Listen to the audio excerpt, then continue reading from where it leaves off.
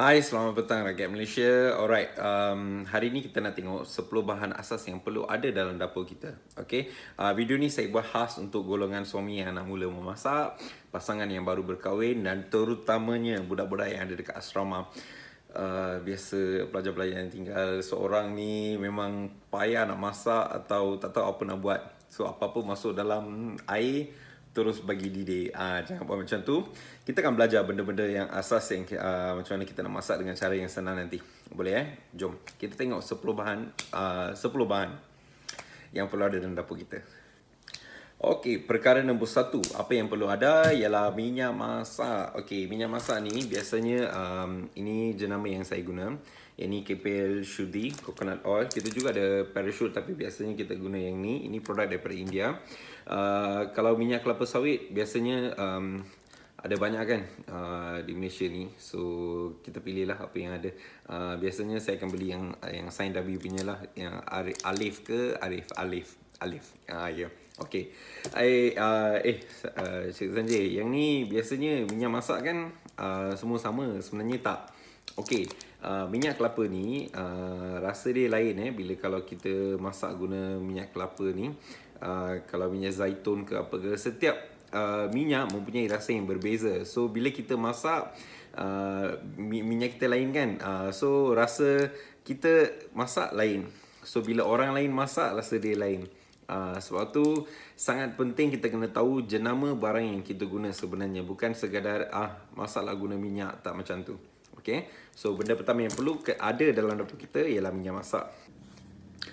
Perkara nombor 2 yang perlu ada dalam dapur kita sebagai rakyat Malaysia, kita kena ada minyak sapi. Okay, bagi orang yang tak tahu, inilah minyak sapi. Kita panggil nei dalam bahasa Tamil. Ni ada minyak sapi tulen. So jangan risau produk-produk yang saya tunjukkan ni memang halal. Kalau ada kawan-kawan yang nak tahu produk ini semua halal ke, ya. Biasanya semua produk yang saya guna ni semuanya buatan Malaysia. Alright. Ini jenama Enrico's. Dah lama lah kita guna, bertahun-tahun dah. Okay. Ada lagu untuk tin ni juga, pace tin menjemudi. Okay, kalau kamu tengok waktu Deepavali memang ada lagu ni semualah dekat televisyen. So ini jenama Enrico, minyak sapi. Sangat penting bila kita nak buat kita nak buat nasi, kita nak masak nasi biryani ke rendang ke, memang best. Dal bila kita masak dal kan, cuba dengan minyak sapi, memang best. Okey, bahan nombor 3 yang perlu ada dalam dapur kita ialah santan kelapa. Okey, ini santan kelapa ayam brand. Okey, biasanya ayah saya akan beli fresh daripada market, daripada pasar. Dia akan beli kelapa parut. Biasanya kita buat santan sendiri. Bagi yang nak alternatif, baru balik daripada kerja terus kena masak ke, atau hidup seorang-seorang kan, so janganlah kesian hidup seorang-seorang. Tak payah, kita boleh masak dengan best. Okey, takkan hidup seorang ni selalu kena pergi singgah-singgah kedai mamak, makan seorang-seorang macam nak meninggal. Tak payahlah, tak payah. Walaupun tinggal seorang ke, apa ke, masak sedap, makan sedap. Okay, alright. Okay, ni coconut milk, santan kelapa yang biasa saya gunalah. Biasanya saya guna ayam brand, walaupun kita ada banyak jenama di luar sana, tapi saya suka yang ayam brand ni lah. Rasa dia memang lain. Okay, jangan risau, ayam brand ke apa-apa jenama yang saya tunjuk ni, mereka tak bayar saya apa-apa. Saya just nak kongsi dengan semua orang yang sedang tengok video saya ni. Sebab jenama ni sangat penting, sebab rasa dia memang lain. Okay, biasanya kalau kita pergi kedai ke, biasanya cik boleh tengok ada bekas-bekas yang mereka guna, simpan sos ke, kicap ke, tapi tak ada jenama. So diorang tuang. So bagi mereka, bagi pelanggan tak tahulah apa yang jenama yang mereka guna. Tapi biasanya saya suka dedahkan sebab saya nak mereka tahu apa yang kita guna sebenarnya. Sangat penting Alright. So ini bahan ketiga yang perlu ada dalam dapur kita. Kalau dah buka, letak dalam peti sejuk. Okay, jangan letak simpan dekat luar. Biar terbuka, masuk lalat, tak payahlah. Dah buka tu, simpan dalam peti sejuk. Perkara nombor 4, dah lahir di Malaysia kan. So biasanya kita memang kena masak guna rempah ratus. Okay, kalau dah lahir di Malaysia, memang you kena masak dengan rempah ratus. Okay, so biasanya bahan yang perlu ada, kunyit. Kunyit ni mesti kena ada sebab biasanya masakan Melayu ke masakan orang India ke kunyit ni memang wajib. Biasanya masakan orang India kunyit ini memang wajib.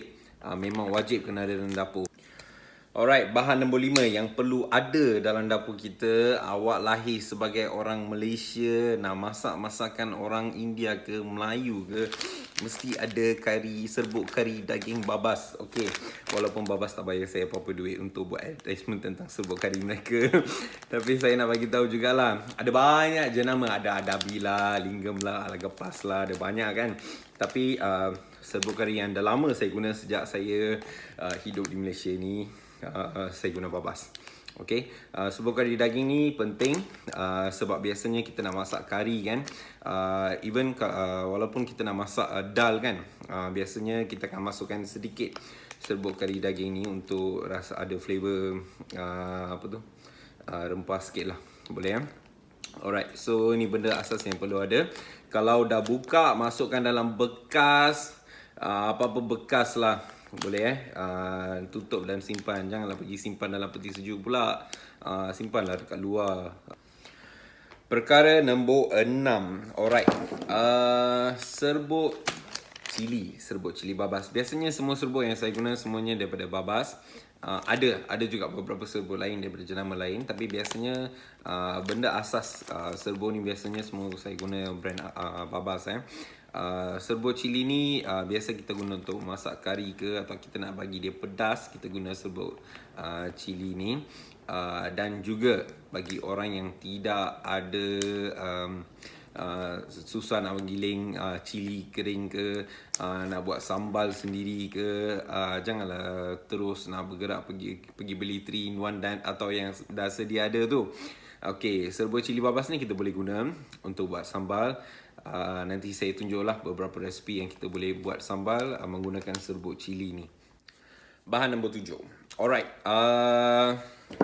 rempah ratus. Sekejap, kalau semua orang masih ingat, ini talipa.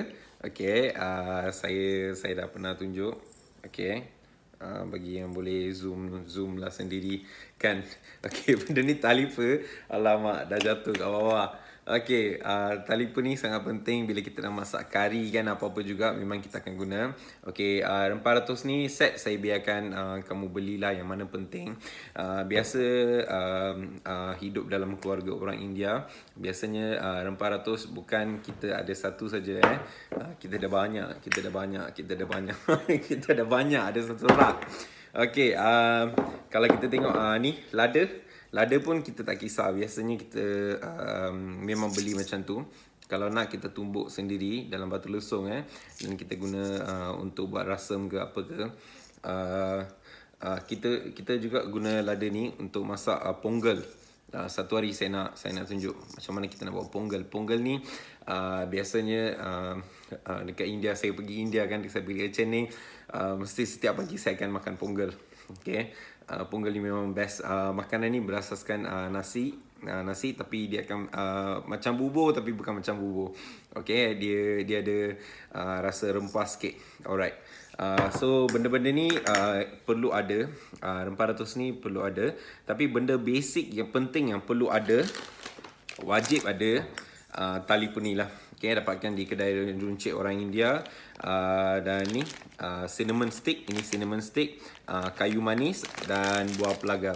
Okay, buah pelaga ni biasa kita guna untuk buat manisan. Masukkan dalam kari pun best, sedap. Okay, biasanya dia buah pelaga ni dia mahal sikit lah. Cardamom RM4.90 saya beli semalam. Yang ni biasanya RM2.70. Tapi kalau kita pergi kedai runcit orang India kan, biasanya you boleh dapatkan ni mengikut gram atau kilogram. Boleh tanyalah, bang saya nak untuk RM1, RM2. Biasanya mereka akan bagi terus lah. Perkara nombor 8 yang perlu ada dalam dapur kita, kicap soya cair. Okay, biasa brand yang saya guna Knife, jenama Knife. Saya akan guna yang ni. Dia ada banyak jenis sebenarnya. Kicap soya cair klasik. Dia ada juga kicap kicap soya lain, tapi biasanya saya guna yang klasik.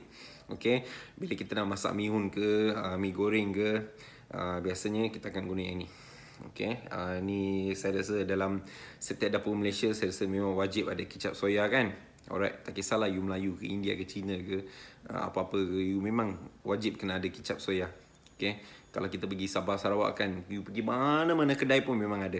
Diorang akan letak, okay, ada depan meja awak dengan cili.